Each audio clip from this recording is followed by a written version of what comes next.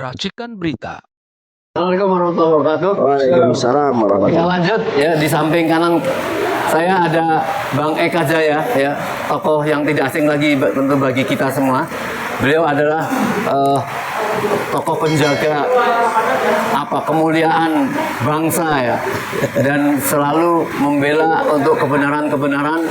Dan kita tahu bahwa Bang Eka juga mengikuti ada semacam tekanan bahwa akan ada mediasi antara tersangka ini dengan para pihak-pihak yang melakukan mediasi. Tetapi nampaknya ini adalah hal-hal suatu pesanan, ya, ada sesuatu yang dibalik itu. Saya kira yakin Mas Eka juga mendengar ini. Bagaimana sebaiknya sikap kita sebagai umat ini terhadap upaya mediasi yang setengahnya boleh katakan menekan para tersangka dan para tokoh-tokoh kita. Silakan Mas Eka. Baik, makasih Om Lim. Assalamualaikum warahmatullahi wabarakatuh. Waalaikumsalam warahmatullahi wabarakatuh. Jadi menyikapi daripada isu yang beredar, yang disebar, ya, kita juga mendengar bahwa ada beberapa pihak yang ingin mencoba untuk memediasikan kasus daripada ijazah palsu. Menurut saya pribadi tidak ada bahasa kompromi dengan kebatilan. Tidak ada kompromi dengan kebatilan, ya. Bermediasi untuk bisa menyampingkan satu kebatilan, satu kejahatan yang sudah dilakukan. Ini sangat-sangat bagi saya ya tidak relevan. Ya, jujur saya katakan baik kepada saudara-saudara saya, para pejuang-pejuang yang saat ini sedang ditersangkakan, bahasanya begitu, bahwa ditersangkakan ini adalah salah satu dinamika ataupun resiko perjuangan. Ya, kita di penjara, kalau bahasa kita, bahasa seorang mujahid, di penjara itu ujlah, menyendiri. Bagaimana Buya Hamka ketika dia di penjara, dia bisa menyelesaikan bukunya tentang tafsir Al-Azhar. Bagaimana tokoh-tokoh lain juga banyak di penjara karena mempertahankan kebenaran tersebut.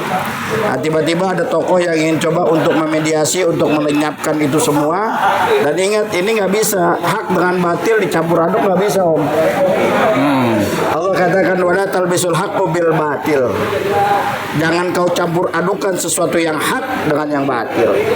Yang hak jelas, yang batil jelas. Tinggal bagaimana kita melihat situasi kondisinya ini, ya, saat ini dengan adanya ijazah, ya, tanda kutip, ya, memang kita katakan palsu.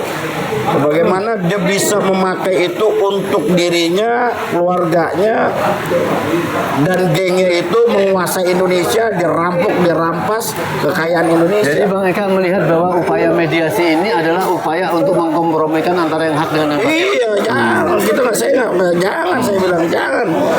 Ya, ini mengkompromikan satu hak, yang hak dengan yang batil nggak boleh. Ya, ini sudah jelas para tokoh-tokoh kita ini sedang mendatangkan satu hak, satu kebenaran. Ya, satu kebenaran yang didatangkan untuk melawan satu kebatilan. Dan kebatilan ini akan sirna sebetulnya. Tapi dia tahu dia batil, dia udah ketakutan, makanya ada orang-orang yang disuruh untuk bisa udah dia mendamaikan saja, nggak bisa.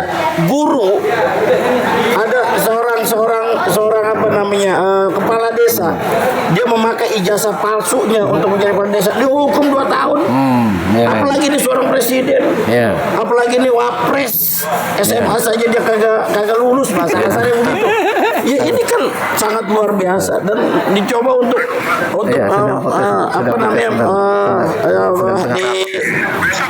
dikondisikan untuk bisa kompromi, dikondisikan untuk bisa dimediasikan agar ya enggak, tetap berjalan saja, ya, berjalan saja walaupun ada fitnah ini, fitnah itu dan lain sebagainya. Dalam hal perjuangan ada fitnah, hal biasa, Om. Ya, baik Bang Rizal. Ya. Banyak orang menilai bahwa persoalan ijazah ini adalah persoalan pidana, termasuk Bang Eka tadi mengatakan seperti itu. Ini tidak boleh dikompromi-kompromikan.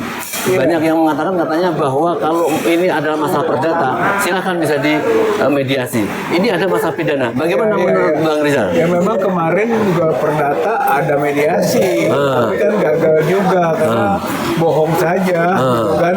Jokowi itu siap bermediasi itu, apalagi menunjukkan ijazahnya yang sudah jelas itu palsu dalam pandangan masyarakat dan akhir kajian ilmiah, gitu kan. Jadi jelas, maka kalau sekarang bicara mediasi lagi bullshit saja. Satu. Yang kedua, dalam pidana itu memang ada restoratif justice namanya, gitu kan, mencari titik temu. Tapi ini mah bukan kepentingan pihak, ini kepentingan publik.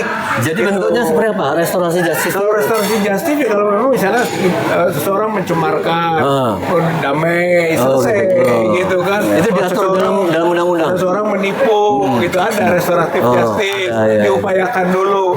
Kalau ini ijazah palsu yang digunakan sebagai dokumen publik waktu menjadi presiden, ini bukan kepentingan pihak-pihak, nggak ada kepentingan. Saya Roy Rismon dengan Jokowi, kita hanya menyuarakan apa yang dijadikan kepenasaran publik, kepenasaran rakyat.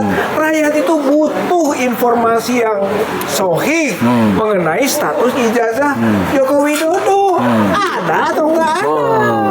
Atau kalau ada, asli atau palsu? Jadi Itu. pembuktiannya harus tetap, prosesnya harus teruskan ke pengadilan. Terus saja, nggak apa-apa. Kita sudah terlanjur, gitu kan, dianiaya dalam bahasa kriminalisasi. Itu adalah kewenangan dia, walaupun dia melakukan tindakan sewenang-wenang. Kalau ada Kita jalankan saja. Nanti masuk ke pengadilan, ya kita tuntut Jokowi harus hadir. Kok itu. dia yang melapor, masa tidak ada? Melapor harus hadir, memberikan kesaksian. Kita akan tanya dan kita akan tuntut tentang dokumen itu. Bagaimana ada fitnah, bagaimana ada pencemaran. Kalau tidak ada pembuktian ijazahnya itu palsu atau asli. Apakah Kan proses begitu. mediasi itu tadinya mereka ini menganggap supaya tidak terjadinya pemanggilan Jokowi di pengadilan? Ada upaya seperti itu? Saya kira itu yang bisa dibaca oleh masyarakat rakyat. Ini motivasi Jokowi nggak punya ijazah atau ijazahnya memang palsu untuk dihindari adanya proses peradilan. Makanya dimediasi sekarang supaya selesai, gitu kan, tanpa adanya pembuktian. Itu yang tidak akan mungkin kita terima. Seperti yang sebelum Ustaz Eka tadi, nggak ada apa pencampur adukan batil dan hak. Ini batil, ijazah palsu itu batil. Kita akan buktikan kebatilannya, dan siapa yang melakukan kebatilan harus dihukum. Itu Om Lim, tuntutan kita. Ya, baik. Saya kira ini sesuatu yang memang berat, ya. Masyarakat sudah terlanjur, bahkan jangankan masyarakat, beliau yang ditersangkakan, ya, yang itu untuk melakukan apa itu perlawanan seperti ini, beliau bukan berani, tapi kita harus menolak kalau misalnya ditersangkakan, ya, kemudian dihukum, ya, dengan jelas-jelas fakta-fakta yang jelas tidak terbukti itu. Oleh karenanya, maka kita terus mendorong supaya Polri harus berhati-hati di sela-sela dalam perencanaan atau persiapan reformasi Polri itu, apakah mampu menunjukkan keberanian menegakkan keadilan, ya, menegakkan pembelaan rakyat, ya. Apabila tidak, maka kita semua akan menjadi berkabung. Tapi saya yakin semoga Polri tahu bahwa ini sudah diamati oleh seluruh dunia. Bahkan semalam saya lihat bahwa Dr. Indrayana dari Melbourne, dari Australia, mengatakan dia akan membela habis-habisan kepada Rosi Solo dan kawan-kawan karena diperlakukan secara zolim. Semoga kita rakyat Indonesia bersemangat untuk menuntaskan persoalan ini.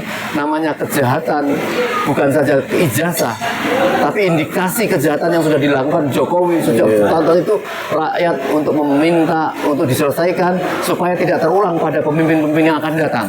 Inilah upaya kita semua. Bila itu, Assalamualaikum warahmatullahi wabarakatuh. Waalaikumsalam warahmatullahi wabarakatuh.